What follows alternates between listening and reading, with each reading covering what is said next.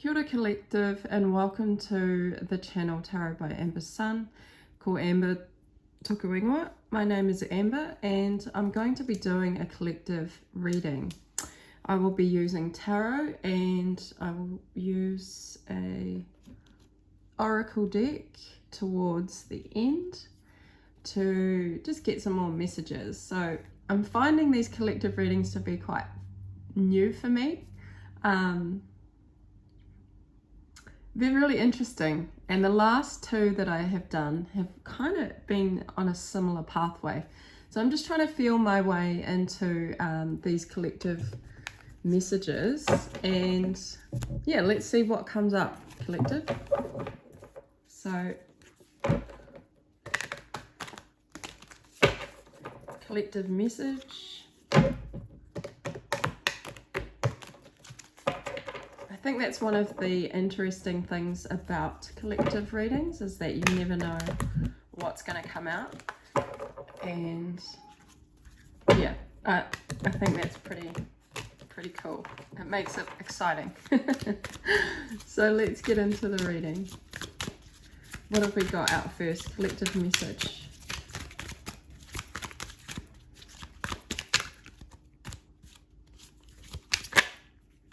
Okay, I've just had a few pop out, so I'm going to take them. Interestingly, we have lust, which is strength in this deck. So this deck is the Thoth, Millennium Thoth. And yeah, so this one is strength, the Hierophant, 8 of Pentacles, the Moon,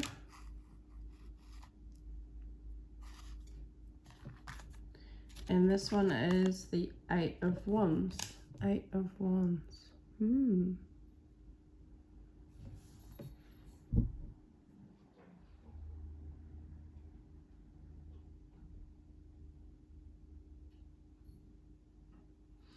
Okay, so strength and a connection, a relationship, commitment, to build a strong foundation. But there's some uncertainty around communication. So yeah, that's pretty simple. There's all this, I see a connection here again. And in this connection, collective, there is a huge amount of strength. Just looking at this card, if you look at that, there is a huge amount of energy. There's strength here. I see two people, this lion and then this woman, the woman who represents strength, right? They are both very strong individuals, very divine connection, soul connection. I feel like these people, these two individuals are super strong, and I'm not talking about physical strength. I'm talking about like soul strength. These two, on an individual storyline in their lives, have had to face a lot of challenges.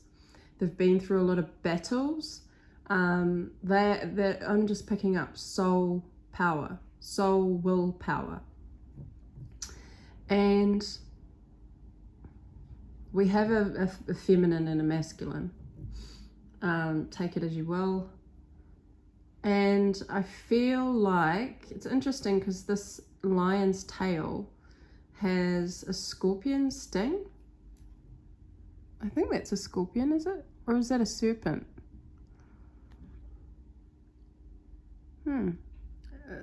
Interesting. And this woman is holding some kind of vase up to the, divine. So I feel like this feminine is very divinely,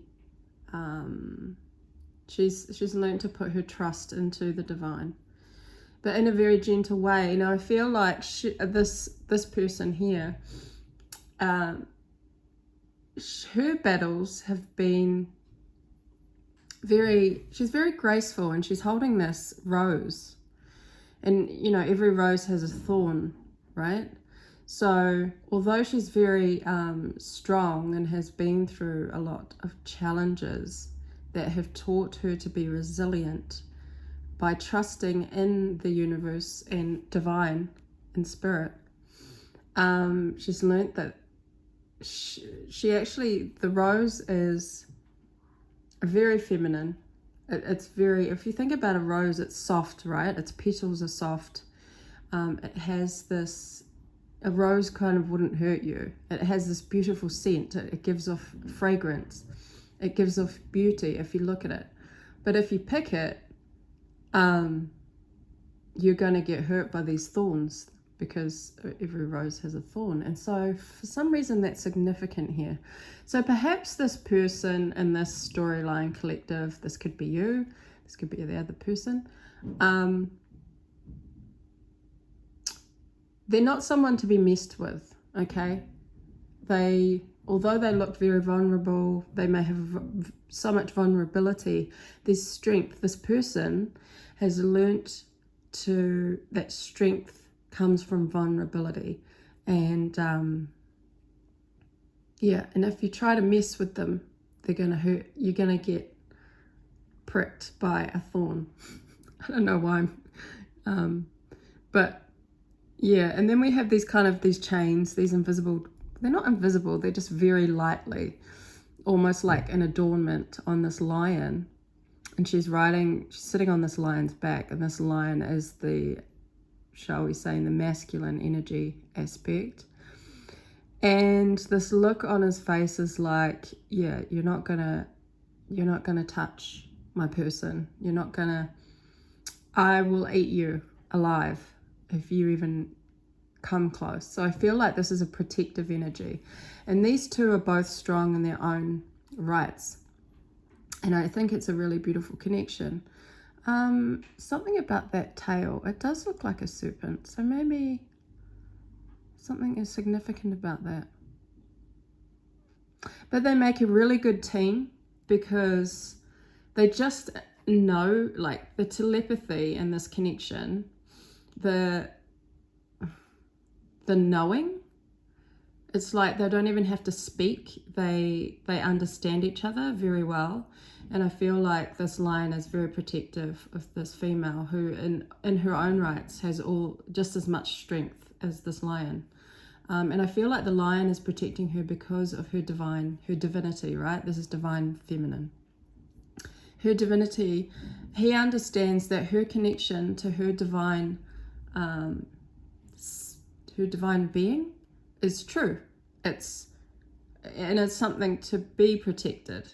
Okay, so it's not just protecting her as a person, but he's protecting the divine knowledge that comes through her, because it is very real and very sacred.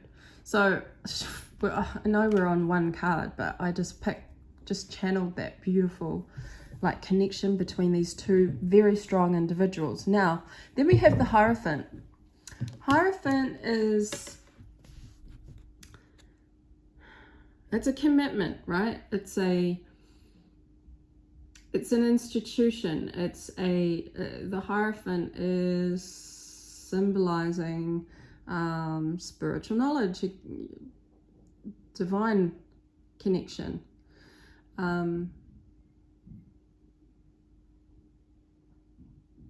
So I feel like these souls, these two individuals, have if they're not already committed in reality in the 3D, right? Like through marriage, or just any kind of higher level of commitment, there is already a commitment here in the spiritual realm, in the divine realm. These two have come together, and I'm just seeing these two elephants here on either side of the Hierophant, which is interesting.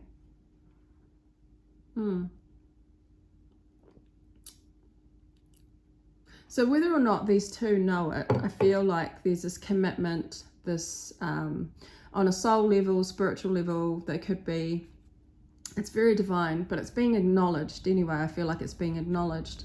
And so what is the challenge for these two is creating some kind of stability and investment for in reality, right? And these two have found each other. There's a soul contract, commitment, divine, marriage, whatever that means to you, collective. But this Eight of Pentacles is about grounding this. It's like, how do we invest our energy into solidifying our relationship, connection in the now? Because this is all spiritual, the Hierophant. This is all like soul, divine stuff. But in the reality of today, you know, everybody needs to, you know, work on the practical matters of where it is these two want to go in the reality of the here and now, in order to have some kind of where are they going to invest their energy in order to have, I'm trying to find the word, not investment, in order to have growth, in order to have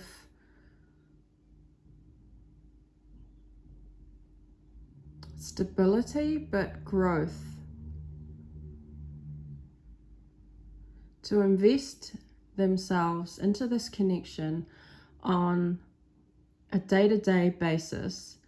How do they go about that in order to get materially stable? So that could be housing, where they want to live, what kind of job they want to be putting their energy towards, so that this connection flourishes, you know, in a practical sense.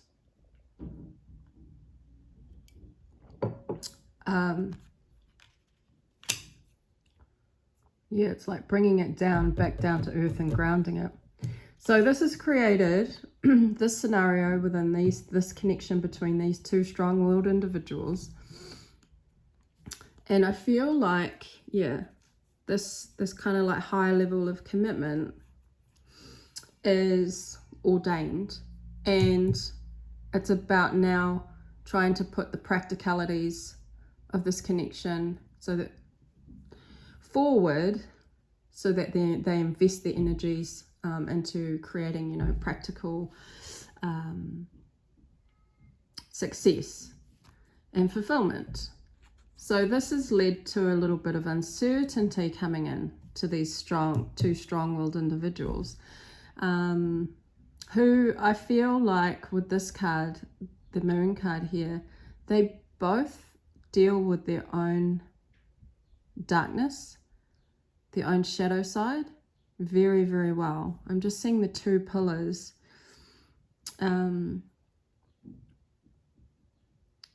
I feel like this represents the two being able to navigate their own shadow, their own fears, their own insecurities.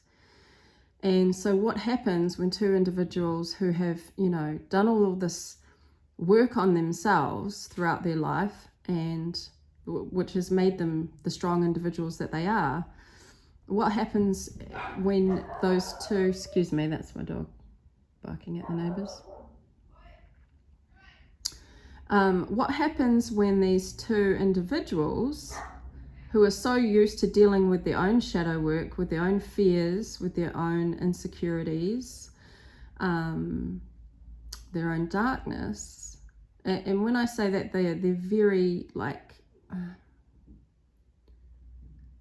really good at it. Like they're really good at understanding how to communicate with their own shadow work, with their own darkness. Like they're very familiar with this space, because the moon is about, you know, the subconscious and our fears and doubts and the things that we're unsure about, because it's supposedly not clear, right? Because the moon doesn't give off like the light like the sun does, the clarity.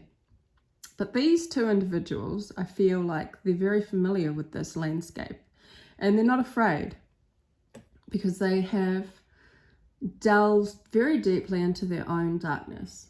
And so they understand this space, this world. But what happens when the two have to kind of reveal themselves or reveal parts of their darkness to each other in order to have this connection? Because it is a special connection, because, you know, when it's about sharing your dark sides, and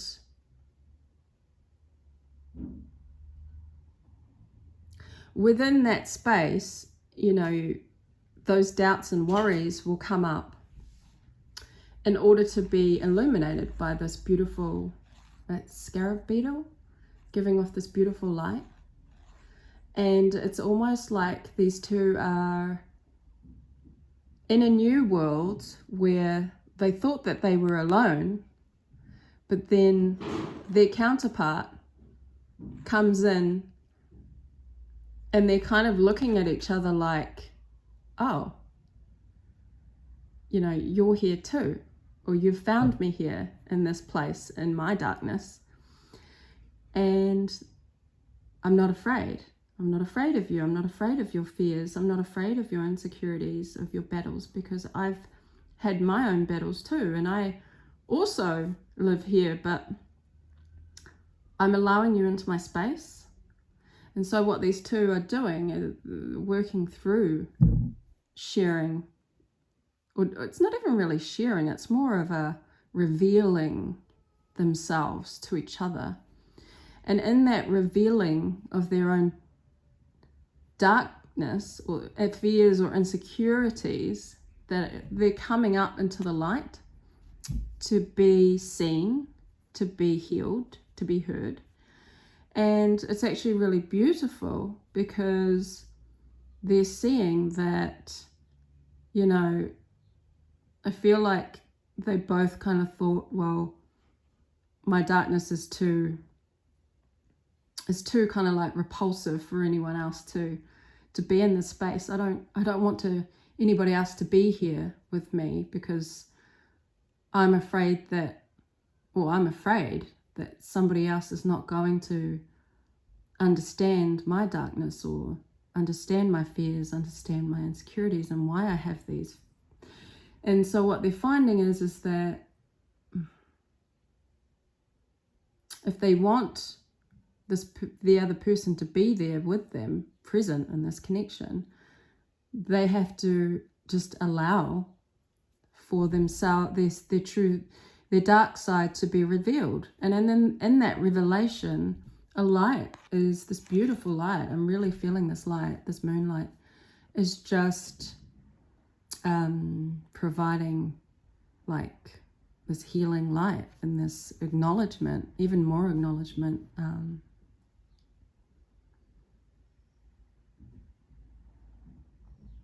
that there's nothing to fear. There's only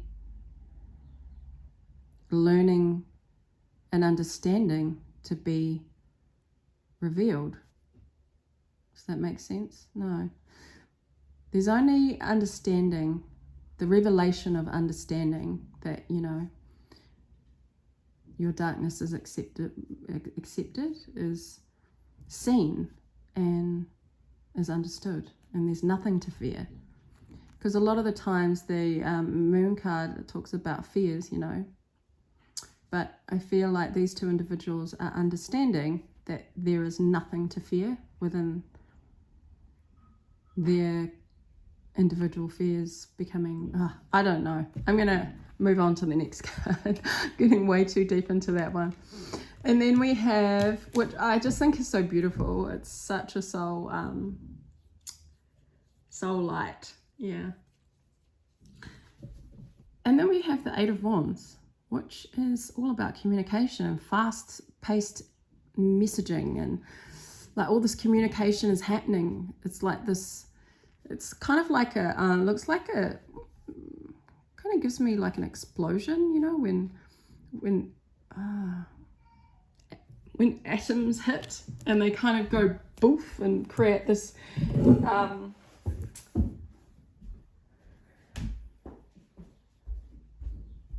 create an explosion of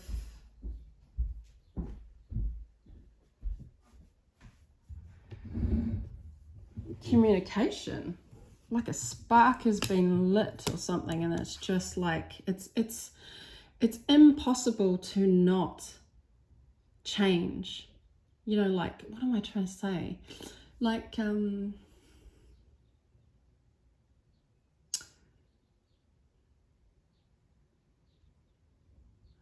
when chemicals react like on their own,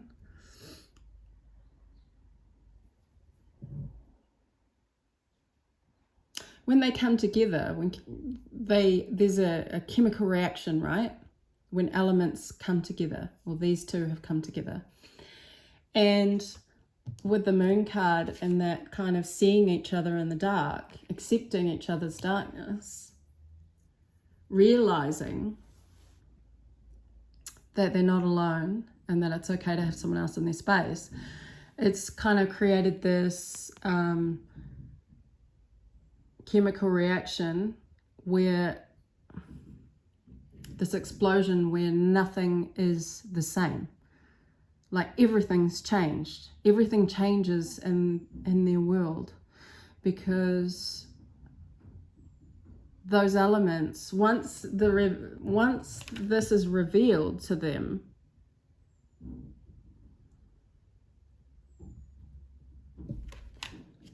there's no going back, because something has changed here. There's been a explosion, a firework, whatever. And like with a firework, you can't put it back together because it's only meant to go off that one time, right? So when you light that firework, it releases, and you can't put it back to how it was, because it's forever changed. And so I feel like this is these two individuals where it's like everything has changed, but it's changed in a way that it could only happen if there was the right elements, if there was the right environment, the right setting, the right person, the right soul like ingredients, the right recipe, in order for this to happen. So if you're still listening to me, good for you. If this resonates, give a comment or a like. But yeah, so far I'm really enjoying this. So yeah, so this is about communication. So these two are understanding that on so many levels, things have changed. Like the whole vibe, the whole level has changed. So their communication has started to change within this connection between these two very strongly willed people. And it's quite exciting, because I feel like it's communication that they've never really shared. Some of the communication that's going on in this connection collective, if you're still with me, some of the stuff here you've never kind of experienced or never shared or never kind of, it's a very, it's very like, I don't know, it's like things will never be the same. And so everything kind of changes, but doesn't change. And maybe that's why the Eight of Pentacles is here, is because it's such a grounding energy that these two need to really place some kind of structure and goals and make decisions that are very grounding and stable. Perhaps, you know, I feel like it's even like just leaving an old life for a new life and trying somewhere and something new. But there needs to be some grounding of a foundation and in order for this connection to be, you know, rooted in the ground, in order for these flowers to blossom. Because if you don't have that root structure, you're not going to be able to water it, to invest in it. I mean, what will you be investing in if you don't know? So yeah, it's almost like they both need to entwine themselves into some grounded energy in the here and now. Okay, let's get some more. I want to know a little bit more about this Eight of Wands. So this this communication, some more energy on that, please. The Sun. Wow, so cool. Yeah, so the Sun, I wanted to get some more information about this communication and messaging. So like we said, there was like an explosion, like nothing remains the same. So there's all this new kind of communication happening within this connection. And this kind of looks like the Sun here, because it's going out in all directions, right? It's like this burst of like this clarity, and it affects everything around them. It's going to affect their whole world, and it's going to bring clarity. And I like how we had the Moon, the Eight of Wands, and then the Sun. It's like through the darkness, there's an explosion of clarity that is life-changing. Things will never be the same. And these arrows going out in all directions, it gives me like, it affects everything in their lives. And it may be that these two individuals have found each other after a long struggle, you know. It's like the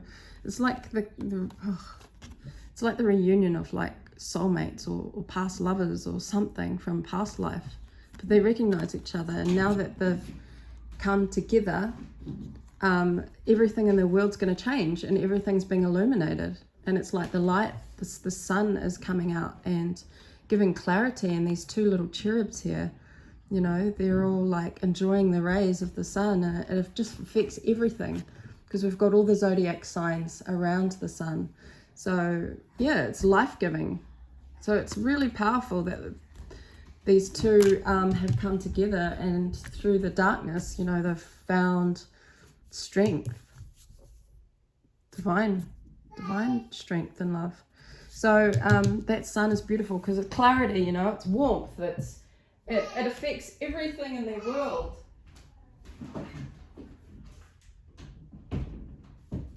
And things will never be the same.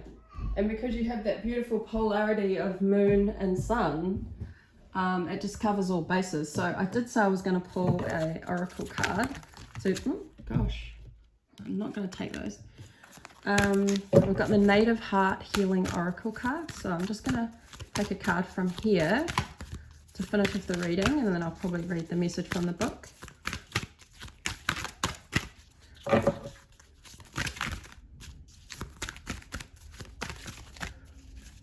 shuffle it on camera. Really, oh, okay, that kind of just, I'll take this. So we have stillness. We've got a frog in the middle there. We have soul star chakra. And we have moonflower. Wow. Moonflower kind of gives me that energy of the moon here, you know, the moon with the moonflower. And then the stillness, we could associate it with this Eight of Wands. No. And then we have Soul Star Chakra, which we can associate with the sun. So I'm just going to quickly have a look at the meanings of those oracle cards. If you're still here, collective, and you haven't tuned out.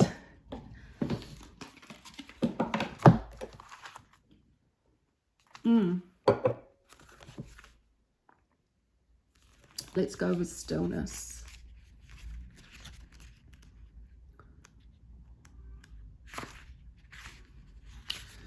Calm amidst chaos, recuperation, replenish your stores. This mandala symbolizes rest and rejuvenation, and it asks you to give yourself permission to come up for air.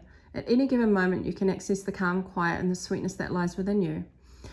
Even amidst what can feel like a constant overflow of intensity and overstimulation, there is a place of rest and rejuvenation within. This is your place. The frog may choose to be carried away by fast-moving waters, knowing it will arrive safely at its next destination. Sometimes this fast pace is perfect. However, when it hears its body's need to be still, it can rest upon the lily pads, watching and allowing the rapid waters to rush by, knowing that this too shall pass.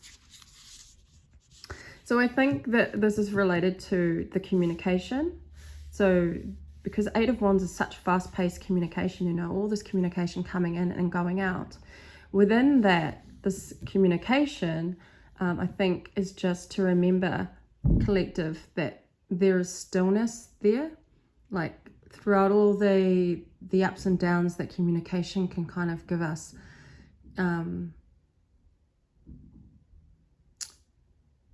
there's a center of stillness there. So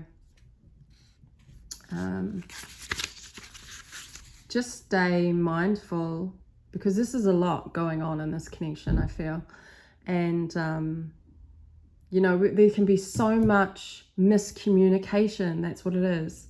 Miscommunication that can go on when we are in these deep connections, that a lot of us can misinterpret and get offended and, you know, feel hurt by just not understanding. So I think that is what the stillness is representing, is remaining calm, right?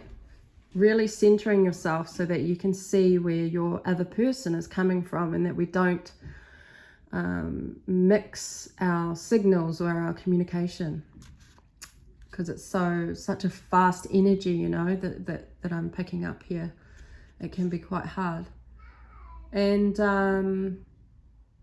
yeah, so I'm gonna put those crystals on there. Let's have a look at the moonflower. So it's 26.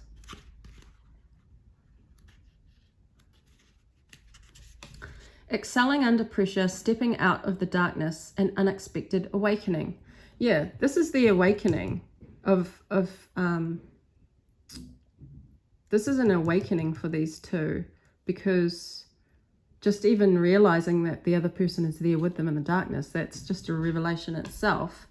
But it's an unexpected awakening through the light, and that causes the sun, you know, to come out. So that's the process of coming out of the moon world to the sun is an awakening. So moonflower, the owl within this mandala, is a starlight being who appears to those longing to understand and utilize their gifts at a deeper level. This owl calls out to the moonflower to remind you of the light you radiate within the darkness. The moonflower is a beautiful flower whose white petals glow in the dark. And we talked about those petals at the beginning with the strength card of her rose.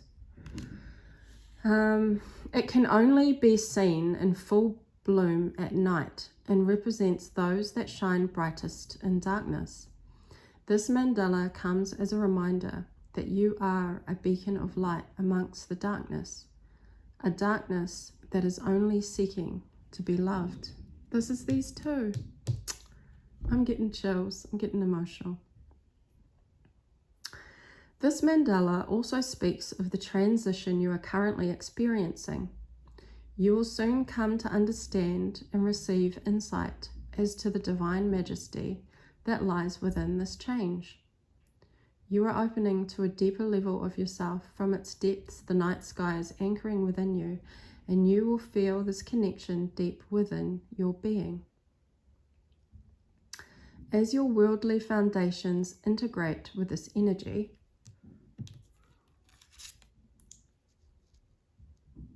what did I say about that? As your worldly foundations integrate with this energy, the connection to your higher aspects expand and your mind's eye awakens. Your third eye visions are heightening. It is safe for you to experience the visions, feelings, and knowing that accompanies your new altitude. What did I say? This is creating a new altitude, something that you cannot go back. It's creating, anyways, let's keep going.